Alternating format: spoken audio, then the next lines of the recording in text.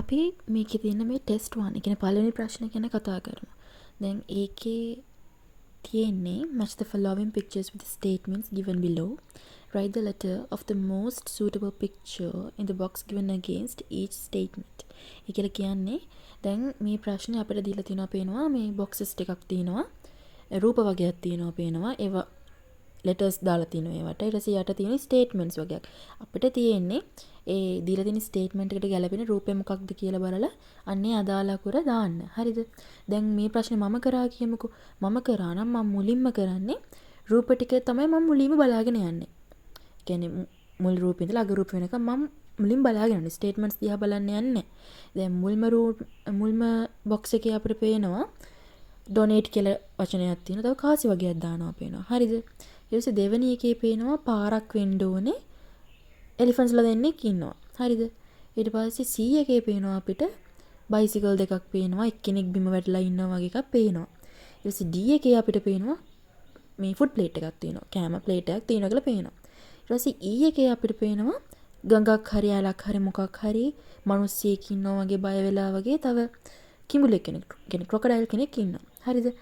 F එකේ අපිට පේනවා මොකක් හරි රෝඩ් සයින් එකක් ඒක.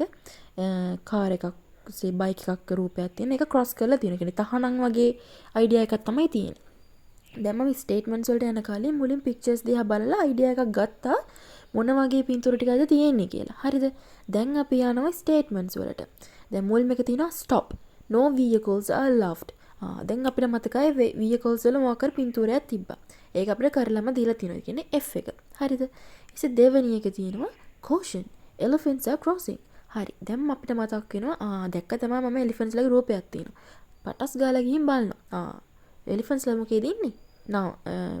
B එකේ තමයි ඉන්නේ. අන්න ඒක දැම්මා. ඊට පස්සේ තුන්වෙනි එක තමයි danger. Beware of crocodiles. හරිනේ. අපි දැක්කා crocodile කෙනෙක්ගේ පින්තූරයක් තියෙනවා. පට ගාලා ගිහින් බලන crocodile ඉන්නේ මොකේද? ආම්බ්‍රෝලස් E එක. E එක එතනට දානවා. ඊට පස්සේ හතරවෙනි එක step in. Delicious food suits your taste.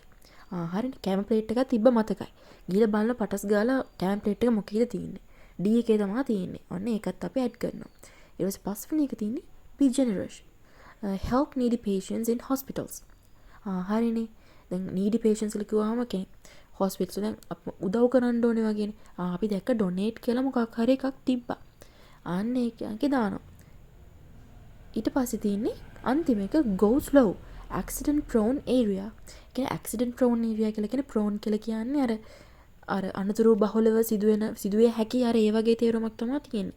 හරිනේ අපි දැක්ක තමයි බයිසිකල් දෙකකින් එක්කෙනෙක් වැටලා ඉන්න මොකක් හරි එකක් දැක්කා.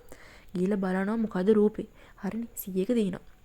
දැන් හිතන්න දැන් මම කරානම් කරන්නේ ඔහොම. මම මුලින්ම කරන්නේ ස්ටේට්මන්ට්ස් දිහා බලන්න කලින් ගිහලා රූප ටික බලලා ඕවරෝල් අයිඩියා එකක් ගන්න මොනවද තියෙන්නේ කියලා. ඉතින් අපි හිතුව මුලින්ම ස්ටේට්මන්ට්ස් ටික බලන්න ගියා කියලා. කියන්නේ ස්ටේට්මන්ට් එක කියව රූපේ හොයන්න ගියා කියලා. දැන් ඔන්න මුල්ම එක කියවනවා. කියලා අපි ගිහලා මුළු රූප ඔක්කොම ටික හොයන්න ඕනේ. මේ එකින් එක ආයෙ බලන්න ඕනේ මොකක්ද ඒ රූපේ කියලා. හරිද? මොකද අපිට අයිඩියා එකක් නෑ අපි රූප ටික දිහා බලලා කලින් නැති නිසා. දැන් එහෙම බලන්න කිව්වොත් හැම ස්ටේට්මන්ට් එකක් ගන්නම ආයෙ ගිහිල්ලා බලන්න ඕනේ මේ රූප ටික මොනවද කියලා. හැබැයි අපි රූප ටික මුලින් අපි බලලා තිබ්බොත් අපිට අයිඩියා එකක් තියෙනවා මෙහෙම රූපයක් තිබ්බා මෙහෙම රූපයක් තිබ්බා කියලා හරි ස්ටේට්මන්ට් එක කියවද්දි ඒක පටස් ගාලා ක්ලික් වෙනවා මෙහෙම එකක් තිබ්බ නේද කියලා. ඉතින් මම මේ පේපර් එකේ මේ මුල්ම ප්‍රශ්නේ කරා නම් මම කරන්නේ මෙන්න මේ විදිහට.